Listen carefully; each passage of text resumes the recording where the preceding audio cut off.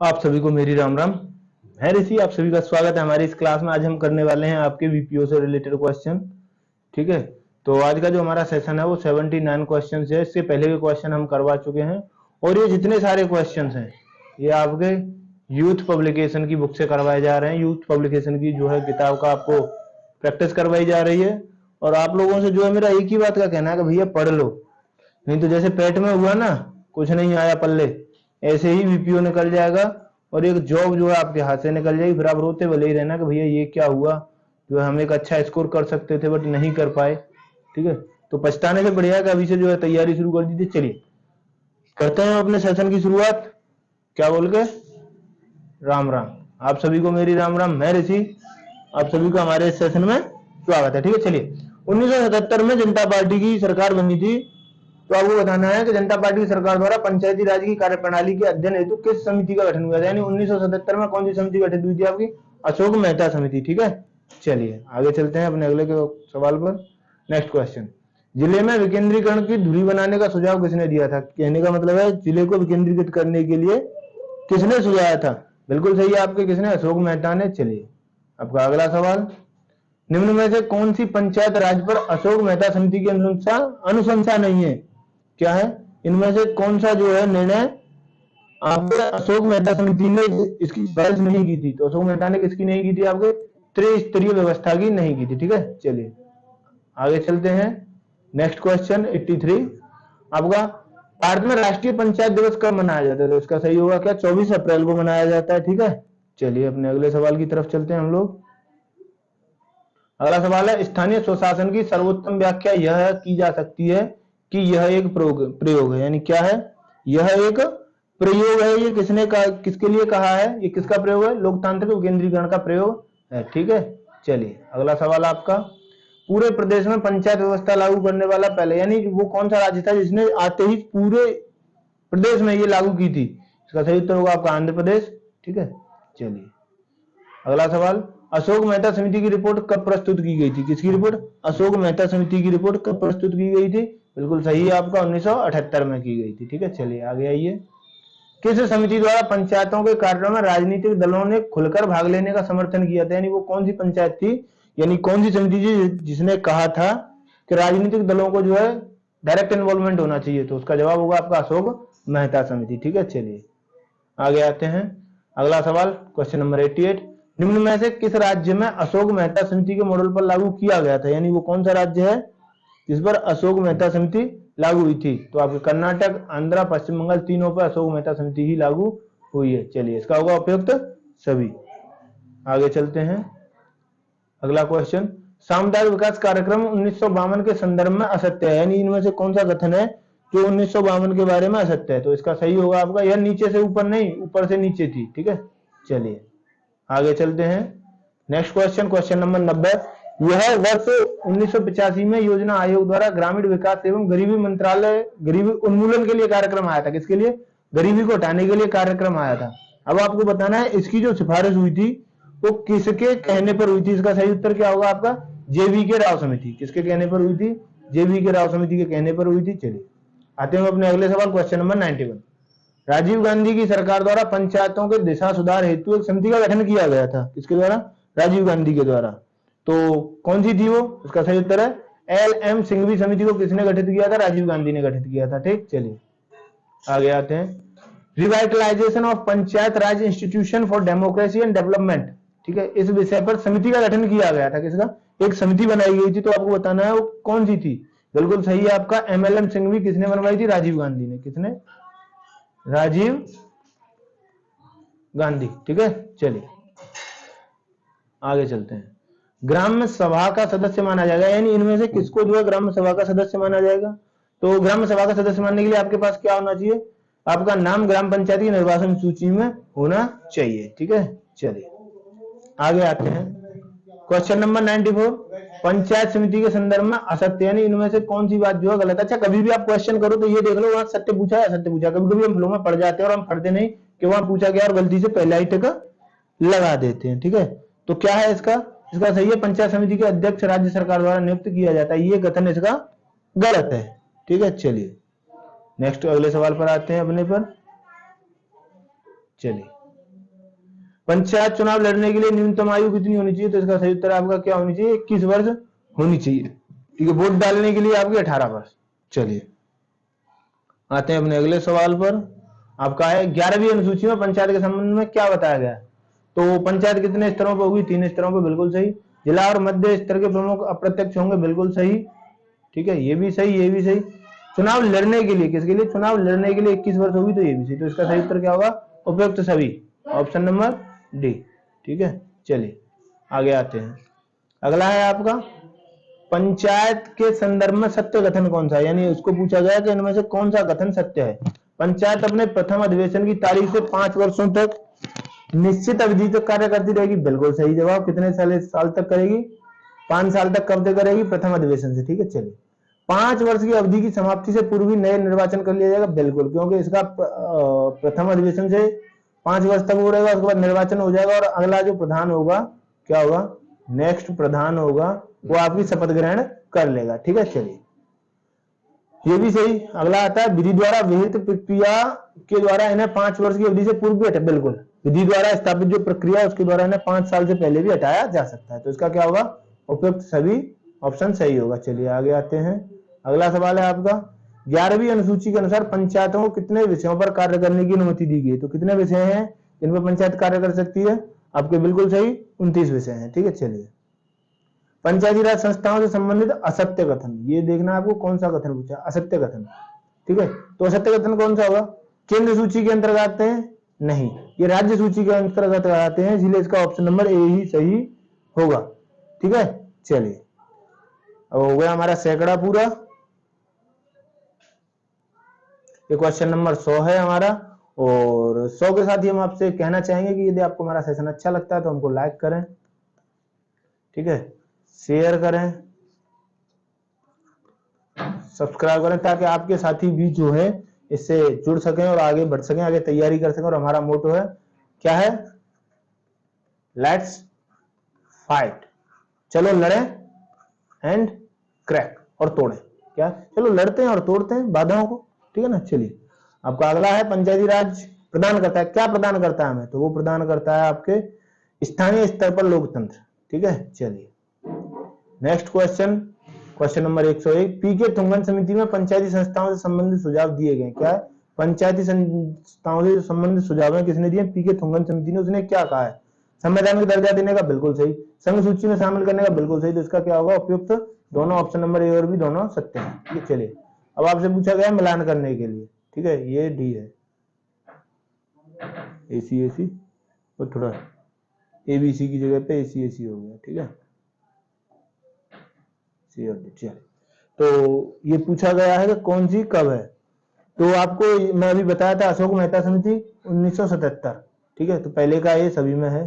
ठीक है, जेवी के राव समिति, जेवी के राव समिति कब थी? 1985। जेवी के राव समिति कब थी? 1985। तो बी का तीन यानी पहला या चौथा, दो में से एक हो सकता है। अब आते हैं हम सी पर। आपको सादिक अली समिति इतनी प्रसिद्ध नहीं थी, बट एल एम सिंघवी समिति जो थी वो बड़ी फेमस रही थी। तो ये कब थी? 1986। तो डी का दो ये है। ठीक है, आपका ऑप्शन नंबर ए सही होगा। सादिक अली समिति कब थी आपकी? ये 1964। चलिए आगे चलते हैं हम अपने अगले सवाल की तरफ। नेक्स्ट आपको बताना है इनमें से कौन सा राज्य है जहां पंचायती राज व्यवस्था नहीं है। तो कहां नहीं है? आपके नागालैंड में, क्योंकि यहाँ की जो जनता है वो बहुत कम है, इसलिए पंचायती राज व्यवस्था लागू नहीं है। तो आपका सही उत्तर क्या होगा? नागालैंड। चलिए आगे आइए। पंचायत से संबंधित अनुसूचित क्षेत्रों में विस्तार अधिनियम कब पारित किया गया? कौन सा अधिनियम? विस्तार अधिनियम कब पारित किया गया? तो ये इसका सही उत्तर क्या होगा आपका? 1986-96 में। कब? 1996 में आपका विस्तार अधिनियम पारित किया गया। ठीक है, चलिए अब आपको बताना है इनमें से कौन सी जो समिति है उसने क्या नहीं कहा था, यानी कौन सी जो सही नहीं है। आपको सही का सुझाव करना है। आपके बलवंत राय मेहता ने क्या कहा था? भैया पंचायत 3 स्तर की होनी चाहिए। अशोक मेहता ने कहा था 2 स्तर की होनी चाहिए। पी के थुंगन ने ये नहीं कहा था कि ये राज्य सूची की विषय होगी। ठीक है, ये आपका जो है सुमेलित नहीं है, इसलिए ये सही होगा। एमएल सिंघवी ने क्या कहा था? भैया इसको जो है संविधान में दर्जा दीजिए। चलिए आगे आते हैं। पंचायत समिति के अध्यक्ष का चुनाव होता है, यानी पंचायत समिति का जो आपका अध्यक्ष होता है उसका चुनाव कैसे होता है? अप्रत्यक्ष होता है। ठीक है, कैसे होता है? अप्रत्यक्ष होता है। आगे आते हैं। निम्न में से कौन से राज्य में 4 स्तरीय पंचायत है? तो इसका सही उत्तर होगा आपका पश्चिम बंगाल। कहाँ है? पश्चिम बंगाल में 4 स्तर की व्यवस्था है। ठीक है, चलिए आगे आते हैं। भारत के किस राज्य में अल्पसंख्यकों के लिए पंचायत के आरक्षण का प्रावधान है? यानी कौन सा राज्य है जहाँ पंचायत में अल्पसंख्यकों के लिए आरक्षण का प्रावधान दिया गया है? तो वो कौन सा आपका? आंध्र प्रदेश में अल्पसंख्यकों के लिए पंचायत में आरक्षण दिया गया है। अल्पसंख्यक कौन है? आपके हिंदुओं को छोड़कर बाकी सभी अल्पसंख्यक हैं। ठीक है, चलिए। बिहार सरकार द्वारा किस वर्ष पंचायती राज व्यवस्था में महिलाओं को 50% कितना 50% यानी 1/2 जो आरक्षण देने का प्रावधान किया गया था वो किस वर्ष किया गया था? तो कौन से वर्ष किया गया था? 2006। बिल्कुल सही जवाब आपका जो है कब किया गया था? 2006 में किया गया था। चलिए आगे आते हैं। जिला पंचायत अध्यक्ष का चुनाव कौन करता है? क्या है?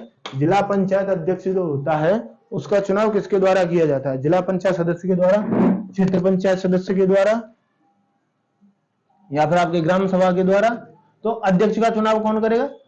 सदस्य करेंगे यार, नॉर्मल सी बात है। चलिए, ग्राम्य सभा की कार्यकारी संस्था है। क्या है? ग्राम्य सभा की कार्यकारी संस्था कौन सी है? बिल्कुल सही है आपका ग्राम पंचायत होगी। चलिए आगे आते हैं। अगला सवाल, पंचायत राज से संबंधित किस समिति का गठन योजना आयोग की सिफारिश पर किया गया था? यानी पंचायत राज से संबंधित वो कौन सी समिति है जिसका गठन किसने कहा था? योजना आयोग ने कहा था कि भैया ये जो है होनी चाहिए, इसकी समिति बननी चाहिए। तो कौन है आपका? JV राव समिति। ठीक है, चलिए आगे आते हैं। राज्य वित्त आयोग कौन सा? राज्य वित्त आयोग का गठन कौन करता है? किसका? राज्य वित्त आयोग का गठन कौन करता है? मुख्यमंत्री, राज्यपाल, वित्त मंत्रालय या वित्त मंत्रालय राज्य? बताइए। बिल्कुल सही, राज्य की कौन करेगा? राज्यपाल करेगा भाई। ऑप्शन नंबर बी सही है। पंचायती राज शक्ति, पंचायती राज को, पंचायतों को शक्ति कहां से प्रदान होती है? केंद्र सरकार से, राज्य विधानमंडल से, राज्य पंचायत से या ग्रामीण विकास मंत्रालय से? बताइए कहां से होती है? राज्य विधानमंडल से। ठीक है, चलिए। राज्य वित्त आयोग द्वारा, किसके द्वारा? राज्य वित्त आयोग द्वारा अपनी रिपोर्ट किसे सौंपी जाती है? किसको सौंपेंगे? आपके राज्यपाल को। चलिए आगे आते हैं। राज्य वित्त आयोग की संरचना का निर्धारण कौन करता है? यानी राज्य वित्त आयोग कैसा होगा, उसमें क्या क्या होगा, ये कौन करता है? तो राज्य के बारे में तो विधानमंडल करेगा भाई, ये सभी सेंट्रल के जो है वो है तो संघ सूची पर कार्य करेंगे। राज्य वित्त आयोग राज्य सूची का विषय तो कौन करेगा? विधानमंडल करेगा। ठीक है, चलिए आगे आते हैं। पंचायतों के गठन के लिए संविधान के किस भाग को निर्देशित किया गया? यानी पंचायत किस भाग में दी गई है आपके? 2 में, 3 में, 4 में या 5 में? बताइए। बिल्कुल सही, आपके भाग 4 में पंचायतों के बारे में दिया गया। ठीक है, चलिए। और क्या है इसका? तो आप इसके लिए आर्टिकल 40 महात्मा गांधी का विचार आर्टिकल 40 इसके लिए दिया गया। ठीक है, चलिए आगे आते हैं। स्थानीय शासन में, किसमें? स्थानीय शासन की निम्न में से कौन सी एक विशेषता नहीं है? क्या कारण है कि ये उसकी एक विशेषता नहीं है? तो क्या नहीं है? केंद्र का नियंत्रण नहीं भाई, किसी का नियंत्रण नहीं है। स्थानीय सुशासन दे दिया तो केंद्र का नियंत्रण क्यों होगा? ठीक है, चलिए। पंचायती राज जो है क्या है? पंचायती राज संस्थाएं किसका प्रतिनिधित्व करती हैं? तो किसका करती हैं? शक्तियों के विकेंद्रीकरण का करती हैं, शक्तियों का विखंडन करती हैं। ठीक है, चलिए आगे आते हैं। उत्तर प्रदेश के ग्राम पंचायतों में कुल कितनी संख्या है? क्या है? उत्तर प्रदेश में ग्राम पंचायतों की कितनी संख्या? देखिए कोई ऑथेंटिक नहीं है बट इसको अप्रोक्स जो है 57,705 मान लिया गया है। ठीक है, चलिए अगले सवाल पर चलते हैं हम। अगला है, किस समिति की संस्तुति पर यानी किस समिति के कहने पर पंचायती राज को लागू किया गया था और उसका अध्यक्ष कौन था? तो बिल्कुल सही आपका बलवंत राय मेहता के कहने पर इसकी संस्तुति की गई थी। ठीक है, चलिए आगे आते हैं। अशोक मेहता समिति ने, किसने? अशोक मेहता समिति ने पंचायती राज के लिए, एक सेकेंड इसको थोड़ा सा ऊपर करते हैं। अशोक मेहता समिति ने पंचायती राज के लिए कितने प्रतिमान की यानी कितने स्तरों की बारे में कहा था? ठीक है, तो कितने कहा था? 2 स्तर कहा था। बलवंत राय मेहता ने कितना कहा था? 3 कहा था। ठीक है, और 4 स्तर कहाँ है? 4 स्तर आपके पश्चिम बंगाल में है। ठीक है, चलिए आगे आते हैं। भारत में मंडल निर्वाचन की संस्तुति की गई थी, यानी मंडल निर्वाचन के द्वारा क्या कहा गया था, किस बारे में कहा गया था, आपको ये बताना है। ठीक है, तो मंडल आयोग ने किसकी संस्तुति की थी? तो इसका सही है अशोक मेहता की समिति द्वारा। यानी मंडल पंचायत की किसने बताया था? अशोक मेहता ने बताया था। ठीक है, निम्न में से कौन सी समिति पंचायती राज व्यवस्था से संबंधित नहीं है? किससे संबंधित नहीं है? पंचायती राज व्यवस्था से संबंधित नहीं है। बिल्कुल सही, दिनेश गोस्वामी समिति जो है आपकी पंचायती राज व्यवस्था से संबंधित नहीं है। ठीक है, चलिए चलते हैं आगे। पंचायती राज क्या है? पंचायती राज निम्न में से किस समिति पर विचार कीजिए, यानी पंचायती राज की समितियों पर विचार करना है और बताना है कौन सी पहले हुई कौन सी बाद में हुई। ठीक है, तो आपकी देखिए अशोक मेहता समिति, ठीक है, कौन सी? अशोक मेहता समिति आपके 1977 कब हुई? अशोक मेहता 1977 और 78 में इसने अपनी रिपोर्ट प्रस्तुत की। ठीक है, एल.एम. सिंघवी समिति, कौन सी? एल.एम. सिंघवी समिति, ये कब हुई आपकी? 1986 में। ठीक है, और नेक्स्ट है आपकी बी.आर. मेहता, कौन सी? बी.आर. मेहता कब हुई? 1957 में। ठीक है, अब बची आपकी जी.के.वी. राव, कौन सी? जी.के.वी. राव, तो ये कब हुई? ये 1985 में। अब आप लगा सकते हैं सबसे पहले कौन होगा? तीन, तीन कहाँ है आपके? बी, एक सेकंड, बी में ही नहीं, तीन 1957, उसके बाद आएगी एक, तीन के बाद एक, बिल्कुल सही, आपका ऑप्शन नंबर बी बिल्कुल सही होगा। ठीक है, चलिए आगे चलते हैं अपने अगले सवाल पर। निम्न में से कौन सी एल.एम. सिंघवी समिति की सिफारिशें हैं, यानी इनमें से कौन कौन सी समिति जो सिफारिश जो है वो एल.एन. सिंघवी समिति की है? ठीक है, तो कौन सी है आपकी? गांव के लिए न्याय पंचायत बनाई जाए, बिल्कुल है। पंचायती राज सभाओं के लिए संवैधानिक मान्यता दी जाए, बिल्कुल सही। ग्राम पंचायत के लिए अधिक वित्तीय संसाधन यानी उनके लिए और रेवेन्यू दिया जाए, बिल्कुल सही। तो क्या होगा? ये सभी option number D is correct answer. ठीक है, चलिए आगे चलते हैं। पंचायती राज का गठन किस समिति की सिफारिश पर हुआ था? यानी जो पंचायती राज है उसका जो है समिति ने पंचायती राज को सुनिश्चित करने हेतु संवैधानिक संशोधन, क्या कहा था? बोलो ये संवैधानिक संशोधन करो और इसको संविधान में मान्यता दो। तो किसने कहा था? एल.एन. सिंघवी समिति ने कहा था। ठीक है, चलिए आगे आते हैं। अगला सवाल, पंचायती राज व्यवस्था में निम्न में से कौन सी समिति संबंध नहीं है, यानी इनमें से कौन सी समिति जो है आपकी पंचायती राज से संबंधित नहीं है? ठीक है, तो कौन सी नहीं है आपकी? संतानम समिति। फिर संतानम समिति है किससे, ये पूछ लिया जा सकता है, तो ये है आपकी भ्रष्टाचार, किससे? भ्रष्टाचार निवारण से। ठीक है, किससे? भ्रष्टाचार निवारण से है। ठीक, चलिए आगे आते हैं। निम्न में से किस कमिटी आयोग को न्याय पंचायत बनाने की सिफारिश की थी, यानी इनमें से कौन है जिसने जो है न्याय पंचायत बनाने की सिफारिश की थी? बिल्कुल सही, आपका अशोक मेहता ने की थी। चलिए आगे चलते हैं। बी.आर. मेहता, कौन?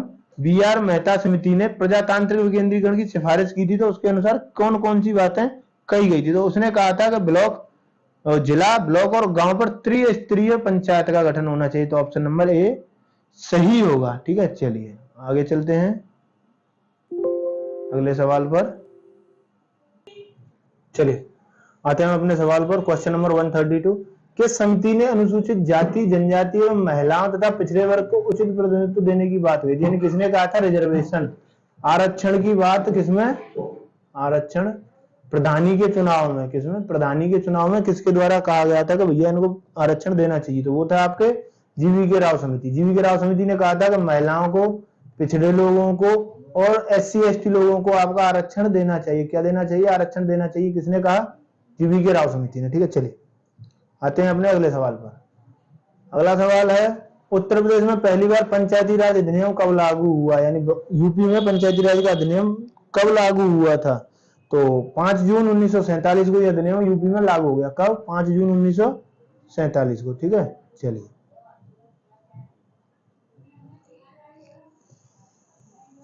7 दिसंबर 1947 को इसको गवर्नर ने अनुमोदित कर दिया था। यानी जब ये जो है 5 जून को ये पारित हो गया स्वतंत्रता से पहले ही, और 7 दिसंबर को गवर्नर ने अनुमोदित कर दिया था कि चलिए ये ठीक है, ये कानून बनता है। ठीक, चलिए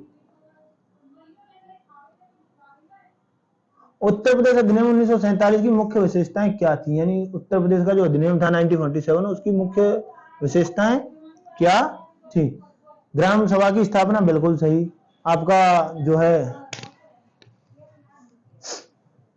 ग्राम पंचायत की स्थापना, बिल्कुल सही। पंचायत अवधि, बिल्कुल सही। ठीक है, और जो है आपके महिलाओं के लिए 10% नहीं, कितना था? 33% आरक्षण की बात कही थी। क्या कहा था? 33% आरक्षण की बात कही थी। एक सेकंड यहाँ लिखते हैं, 33% आरक्षण की बात कही थी। आपको जो पढ़ना चाहिए, अच्छा है, ठीक है। और SC ST के लिए ऐसा कोई उसमें प्रावधान था नहीं, तो इसका क्या सही होगा आपका 1 2 3 option number C is correct. 1 2 3 correct. और यदि पूछ लिया जाए 1947 में महिलाओं के लिए कितना रिजर्वेशन, 33% रिजर्वेशन, ठीक है। चलिए नेक्स्ट, बलवंतराय मेहता समिति किससे संबंधित है? भैया अगर आप ये भी गलत करते हो तो फिर आपका पढ़ना बेकार है। तो अभी आपको बताया था बलवंतराय मेहता कौन? बलवंतराय मेहता किससे? पंचायती राज व्यवस्था से, ठीक है। चलिए, उत्तर प्रदेश पंचायती राज अधिनियम 1961 विधानसभा द्वारा कब स्वीकार किया गया? यानी उत्तर प्रदेश पंचायती राज अधिनियम जो था 1961 का, वो कब स्वीकार किया गया था? इसका सही है 19 मई 1961 को स्वीकार किया गया था, ठीक है। चलिए,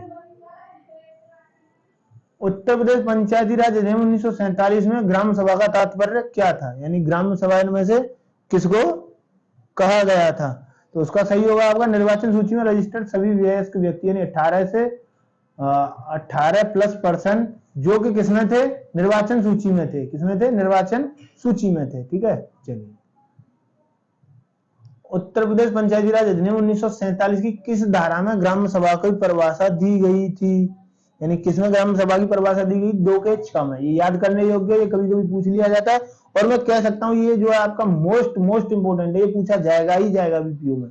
क्या होगा? ये वीपीओ में पूछा ही जाएगा, इसको कोई रोक नहीं सकता, लिख के ले लो।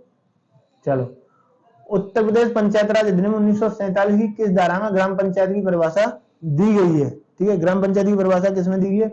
2 के H या 2 का 6, ठीक है। चलिए नेक्स्ट, पंचायत उत्तर प्रदेश पंचायती राज अधिनियम 1947 की धारा 15 ग्राम सभा के कार्यों का निर्धारण करती है। तो बताइए इसमें से कौन कौन से कार्य जो है ग्राम सभा को दिए गए हैं? कृषि और कृषि को बढ़ावा देने का विकास करना, बिल्कुल सही, ये जो है दिया गया है, ठीक है। नेक्स्ट है आपका मैदान एवं चारागाहों का विकास करना, बिल्कुल सही, ये भी जो है दिया गया है, ठीक है। आगे आपका भूमि विकास से सरकार की सहायता न करना, और न तो कोई कह ही नहीं सकता, तो इसलिए ये गलत, ठीक है। लघु सिंचाई परियोजना से जल वितरण का प्रबंधन एवं सहायता, बिल्कुल सही।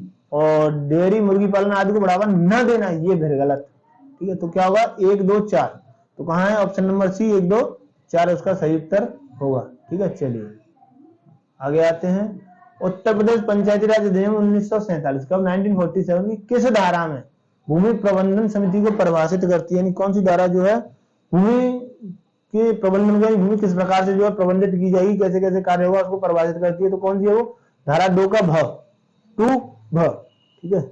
चलो आगे आते हैं, अगला सवाल है आपका, उत्तर प्रदेश पंचायत राज अधिनियम किस धारा में मत देने का अधिकार दिया गया है? क्या बताना है आपको, कौन सा है जिसने उसको वोटिंग करने का अधिकार दिया है? तो वो कौन सी है धारा? 9 का ऑप्शन नंबर 20 राइट। चलिए, जब ग्राम सभा के कुल सदस्य संख्या के 1/5 सदस्यों की मांग पर ऐसी बैठक बुलाने का प्रस्ताव पारित किया जाता है, तो कितने दिन के अंदर उक्त बैठक बुलाई जाएगी? यानी जब कहा गया भैया ऐसी बैठक होनी है, तो कितने दिन लगेंगे आपके? मैक्सिमम 30 दिन के अंदर ऐसी बैठक बुलाई जानी पड़ेगी, ठीक है। चलिए, उत्तर प्रदेश पंचायती राज अधिनियम 1947 का नियम 32 के अंतर्गत ग्राम सभा की बैठक के लिए नोटिस दिया जाएगा, यानी कितने दिनों पहले जो है नोटिस दिया जाएगा? तो बैठक से 15 दिन पहले बताया जाएगा, ठीक है। चलिए, अशोक मेहता समिति ने कुल कितनी सिफारिशें दी थी? अशोक मेहता समिति ने कितनी सिफारिशों पर बल दिया था? तो कितना है? 132, कितना है? 132 पे जो है बल दिया था, ठीक है। चलिए आगे आते हैं, त्रिस्तरीय पंचायती राज में किसमें? त्रिस्तरीय पंचायती राज के द्विस्तरीय पद्धति को बदलने का प्रस्ताव किस समिति ने दिया था? यानी जो पंचायती राज है उसको क्या कहा था? बोल भैया इसको ऐसा करो, द्विस्तरीय कर लो, ठीक है। तो किसने कहा था? आपके अशोक मेहता समिति ने कहा था। किसने कहा था? अशोक मेहता समिति ने, ठीक है। चलिए, निम्न किस पंचायत समिति ने पंचायत राज्य की निष्क्रियता के कारण इसे बिना जड़ घास की संज्ञा दी थी? यानी ऐसी जड़ है जिसकी कोई ऐसी जड़ घास है, यानी जिसका कोई उद्देश्य ही नहीं है, ठीक है। तो किसने कहा था? जीके राव समिति ने ऐसा कहा था, ठीक है। चलो, किस समिति ने पंचायती राज संस्थाओं को संवैधानिक क्या कहा था? बोल भैया इनको जो संविधान में दर्जा दीजिए। तो ये किसने कहा था? ये भी आपके LM सिंघवी। किसने कहा था? एल.एन. सिंघवी ने कहा था कि इसको जो आप पंचायती संवैधानिक दर्जा दीजिए। ठीक है, चलिए एल.एन. सिंघवी समिति का गठन कब हुआ था, ये आपको मैंने अभी रिसेंटली बताया था, तो आपको इतनी जल्दी भूलना नहीं है। बिल्कुल सही, आपका 1986 में राजीव गांधी के द्वारा। ठीक है, चलो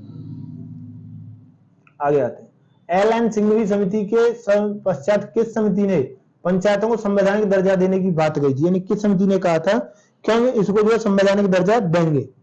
पीके थोंगन समिति। कौन सी? पीके थोंगन समिति ने ऐसा कहा था। ठीक है, चलिए किस समिति की सिफारिश थी, क्या था, किस समिति ने सिफारिश की थी कि जिला परिषद का अध्यक्ष जिलाधिकारी को होना चाहिए? क्या था कि जो है अध्यक्ष कौन होना चाहिए? जिलाधिकारी को होना चाहिए। तो ये था आपका बी.आर. मेहता समिति। कौन था? बी.आर. मेहता समिति। चलिए आ जाइए 152 पे। 152 क्या कहता है? आपका स्वतंत्र लोकतांत्रिक विकेंद्रीकरण की समस्याओं को गौर में रखते हुए एक समिति बनाई गई थी, तो आपको बताना है पहली कौन सी समिति थी? बी.आर. मेहता समिति। बिल्कुल सही जवाब आपका कौन सी थी? बी.आर. मेहता समिति थी। ठीक है, चलिए अरे भाई पंचायती राज एक व्यवस्था, पंचायती राज एक कैसी व्यवस्था है ये आपको बताना है। स्थानीय सुशासन है, बिल्कुल सही है। ठीक है, और जो है आपकी जैव विविधताओं त्रिस्तरीय प्रणाली, बिल्कुल सही, पंचायती राज त्रिस्तरीय प्रणाली है। लोकतंत्र का विकेंद्रीकरण, बिल्कुल। पद सोपानी संरचना नहीं, यानी ये केवल दिखावे के लिए नहीं है, तो इसका क्या हुआ? 1 2 3 सही होगा। ठीक है, चलो आ गया। संयुक्त राज्य उत्तर प्रदेश में पंचायतों के लिए संयुक्त प्रांत राज्य अधिनियम कब पारित किया गया? ठीक है, तो ये मैंने अभी बताया था आपको, कब था? 1947 में, और 7 दिसंबर को, 7 दिसंबर को इस पर गवर्नर ने साइन कर दिए थे और ये नियम बन गया था। ठीक है, चलो क्वेश्चन नंबर 155 पे आते हैं। पंचायती राज से संबंधित निम्न समितियों में से कौन सी समिति का गठन सही वर्ष में नहीं है? यानी आपको जो समितियां दी गई हैं उनमें से कौन सी सही समय पर नहीं है? ठीक है, तो आपकी पीके थोंगन समिति, बिल्कुल सही, 1988 है। ठीक है, जी.वी.के. राव समिति, बिल्कुल सही, 1985 है। एल.एम. सिंघवी समिति, कौन सी? एल.एम. सिंघवी समिति, ये गलत है आपकी, ये कब है? 1986 है। अशोक मेहता 1977। ठीक है, चलिए आपका क्या होगा? ऑप्शन नंबर सी सही। पंचायती ग्राम सभा, क्या ग्राम सभा स्थापित करने और ग्राम पंचायत का संचालन करने में उत्पन्न कठिनाइयों को दूर करने में कौन सक्षम है? यानी इनमें से कौन सा जो है उसके लिए सक्षम होगा? ठीक है, तो बताइए कौन सक्षम होगा? बिल्कुल सही आपका राज्य सरकार, क्योंकि ये राज्य का विषय है। ठीक है, चलिए आगे आते हैं अपने अगले सवाल पर। Question number 158, 158। ग्राम सभा की बैठक में गणपूर्ति, गणपूर्ति क्या होता है? वो संख्या जिसके द्वारा जो है मिनिमम संख्या, जिसके बाद आप उस कार्य को आगे शुरू कर सकें, तो वो कितनी होती है? न्यूनतम कितनी है इसमें? 1/5 न्यूनतम है। ठीक है, चलो ग्राम सभा को हटाने संबंधी प्रस्ताव पारित करने के लिए ग्राम सभा के उपस्थित एवं मतदान करने वाले सदस्यों की संख्या कितनी होती है? यानी आपको ग्राम सभा को हटाना है तो कितने लोगों की आपको जरूरत पड़ेगी? बिल्कुल सही, आपका 1/3 की। चलिए आगे आते हैं। ग्राम सभा की जो 2 सामान्य बैठकें होती हैं, ठीक है, एक बैठक खरीफ की फसल के बाद होगी, दूसरी रबी के बाद होगी, लेकिन इसकी अध्यक्षता कौन करेगा? यानी ग्राम सभा की बैठकों की अध्यक्षता कौन करेगा? तो भैया ग्राम सभा की है तो जिला मजिस्ट्रेट, क्षेत्र अधिकारी, ये क्या करेंगे? तो इसकी कौन करेगा? गांव का प्रधान करेगा भाई, ऐसा सोचना ही नहीं है। ठीक है, चलो पंचायत का चुनाव कौन करता है? यानी पंचायतों का जो चुनाव है वो कौन कराता है? बिल्कुल सही, पंचायत किसके अधीन है? राज्य के, तो कौन कराएगा? राज्य चुनाव आयोग। ठीक, चलिए बिल्कुल सही जवाब। आगे आइए। जिले के राज्य निर्वाचन आयोग के पर्यवेक्षण एवं नियंत्रण में प्रधानों और सदस्यों के निर्वाचन का, किसका निर्वाचन का पर्यवेक्षण कौन करता है? ठीक है, आपको बताना है उनका पर्यवेक्षण कौन करता है? जिला मजिस्ट्रेट करता है। ऑप्शन नंबर सी जिला मजिस्ट्रेट। चलिए सरपंच की नियुक्ति कौन करता है? आपको बताना है सरपंच की जो नियुक्ति होती है वो कौन करेगा? ठीक है, तो सरपंच की नियुक्ति आपके पंच करेंगे। ठीक, चलो पंच, सहायक सरपंच और सरपंच, इनका त्याग पत्र किसे देंगे? यानी ये लोग जो है अपना रिजिग्नेशन लेटर किसे देंगे? तो ये देंगे नियत प्राधिकारी, यानी जो फिक्स आपके लिए किया जाएगा एक अधिकारी, उसको देंगे। ठीक है, चलिए आगे आते हैं। उत्तर प्रदेश पंचायत राज अधिनियम 1947 के अंतर्गत महिलाओं के लिए कितना आरक्षण था? आपको बताया था 1/3, यानी 33 सही, 1/3% महिलाओं के लिए रिजर्वेशन दिया गया था। ठीक है, चलिए उत्तर प्रदेश पंचायत राज अधिनियम में के किस धारा में महिलाओं के आरक्षण की बात कही गई, यानी किस धारा में ये कहा गया है कि महिलाओं को जो है रिजर्वेशन देना है। ठीक है, तो कौन सी है वो? 11(a)(4). क्या है? 11(a)(4) option number A correct. चलो आगे आते हैं 167। उत्तर प्रदेश पंचायत राज अधिनियम की कौन सी धारा ग्राम प्रधान के चयन की बात करता है, यानी किस धारा के अंतर्गत जो है ग्राम प्रधान का चयन किया जाएगा? 11 का बी। ठीक है, चलिए आगे आते हैं। पंचायत राज अधिनियम 1947 की किस धारा के अंतर्गत प्रावधान है? क्या है? कौन सी धारा है जिसके तहत ये कहा गया है कि प्रधान के पद का कार्यकाल ग्राम प्रधान के कार्यकाल के साथ मेल खाएगा? ठीक है, तो कौन सी है आपकी? बिल्कुल 11(b) का 6 है। ठीक है, चलिए ग्राम सभा के कार्य दिवस 11(5) के अंतर्गत कौन सा कथन सत्य है, यानी आपको बताना है इनमें से कौन सा कथन जो है वो सत्य है। सामाजिक कल्याण कार्यक्रमों को स्वसेवकों को जुटाना और दान देना, बिल्कुल सही, ये कार्य उसका है। ठीक है, चलिए समुदाय आधारित विकास कार्यक्रमों के कार्यान्वयन के लिए लाभार्थी जो उसका सही हकदार है उसकी पहचान करना, बिल्कुल सही। गांव के विकास कार्यक्रम में कार्यान्वयन में सहायता करना, बिल्कुल सही, आपका जो है ये भी सही है। ठीक, आगे आते हैं। ग्राम पंचायत की स्थापना, बिल्कुल नहीं। मैदान और चरवाहों का विकास ग्राम सभा की कार्यधारा 5 के अंतर्गत नहीं आता, ये उसका कार्य है लेकिन 5 के अंतर्गत नहीं आता, तो उसका क्या होगा? ऑप्शन नंबर ए 1, 2, 3 सही है। ठीक है, चलो पंचायती राज अधिनियम 1947 की किस धारा में प्रावधान है कि ग्राम पंचायत का कार्यकाल 5 वर्ष का होगा, यानी किस धारा में कहा गया है कि उनका कार्यकाल जो है 5 वर्ष का होगा? बिल्कुल सही, आपका ऑप्शन नंबर है 12 के 3 में ये बात कही गई है। ठीक है, चलिए आगे आते हैं। पंचायती राज अधिनियम 1947, ये सारी जो धाराओं से पूछा गया, कौन सी धारा ग्राम पंचायतों की सभा को परिभाषित करती है? क्या करती है? ग्राम सभा की उसको परिभाषित करती है। तो ये अभी पहले रिपीट हुआ था, ये क्वेश्चन रिपीट है, धारा 2 का एच। ठीक है, चलो बलवंतराय मेहता समिति की सिफारिशों पर भारत में पंचायती राज की शुरुआत किसने की थी? जवाहरलाल नेहरू ने। तो आपको बताना नागौर में ये कब शुरू किया गया था? ठीक है, नागौर में ये कब शुरू हुआ था? तो गांधी जी का जो है ये दिली इच्छा थी कि ऐसा होना चाहिए, इसलिए आपके 2 अक्टूबर 1959 को ये शुरू किया गया था। ठीक है, चलिए बिल्कुल सही है आपका जवाब। आगे आते हैं। अशोक मेहता समिति, कौन सी समिति? अशोक मेहता समिति ने पंचायत राज के अधिकतम प्रभावी बनाने के लिए 2 स्तरीय पंचायत का सुझाव दिया था, तो आपको बताना है वो कौन कौन से 2 स्तर थे। तो उन्होंने कहा था एक जिला पर कर दो, एक मंडल पर कर दो। Option number B is correct answer. चलिए आगे आते हैं। किस समिति का उद्देश्य पंचायती राज की जांच करना था, यानी ये कार्य सही कर रहे हैं, ये जांचना किसका था? LM सिंघवी समिति का। किसका? Option number C LM Singhvi समिति का। ठीक है, चलिए किस पंचायती राज समिति को पंचायत राज संस्था के वित्तीय मामलों का अध्ययन के लिए नियुक्त किया गया था? इसके लिए वित्तीय मामलों की जो देखरेख के लिए, जांच के लिए उसको किया गया था, तो आपको बताना है वो कौन सी है? बिल्कुल सही, के संथानम समिति। ठीक है, चलिए हम आते हैं अपने नेक्स्ट क्वेश्चन 176 पर, और ये आपका आज का पता है आपको कौन सा सवाल है? ये आपका 98। ठीक है, 98, 99, 100। ठीक है, ये 98वां क्वेश्चन है आपका। चलिए आज हम जो है 100 सवाल करेंगे, और आप सभी यहां तक आए उसके लिए आपका बहुत बहुत धन्यवाद। और हमको लाइक करें, शेयर करें, ताकि हमें भी एक मोटिवेशन मिले कि भैया जो है हम अच्छा कर रहे हैं। ठीक है, ठीक है, चलिए आते हैं हम आगे।